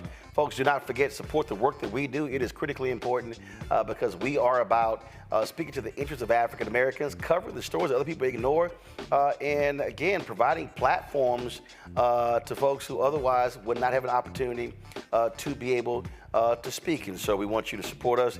Again, I told you what's happening with Cash App. I don't know what the hell they're doing with their caps. So we have 3 different Cash Apps. You can use $RM Unfiltered. You can also use $Uncle Roro Martin, $BOK Start Network for Black Star Network, BOK Start Network. Also, folks, you can support us via other platforms, including PayPal, rmartin.com. First of all, paypal.me/rmartinunfiltered. Venmo is venmo.com/rmunfiltered. Zelle, roland@rolandsmartin.com, roland@rolandmartinunfiltered.com. Don't forget to also download the Black Star Network app. We're close to 100,000 downloads. Let's hurry up, y'all. Let's get there. Keenan, let me know where we at now. but you can download the Black Star Network app, Apple phone, Android phone, Apple TV, Android TV, Roku, Amazon Fire TV, Xbox One, Samsung Smart TV. Also, be sure to get a copy of my book. All proceeds from the book go right back into the show. And so proceeds from the book is White Fear, How the Browning of America is Making White Folks Lose Their Minds, available at bookstores nationwide. You can also, of course, download the audio version on Audible. Folks, that's it. I'll see y'all tomorrow right here on Roland Martin Unfiltered on the Black Star Network. And also shout out to the folks at General Motors. I was there today for the General Motors Media Summit, doing one of their panels, and so had a great time there. And so be back on the road on Saturday, because I'll be in Atlanta and I'll be inducted to the National Black Radio Hall of Fame. And so look forward to that on Saturday. And then Monday, I'll be teaching the master class at Clark Atlanta University. Folks, that's it. I'll see you tomorrow. Holla!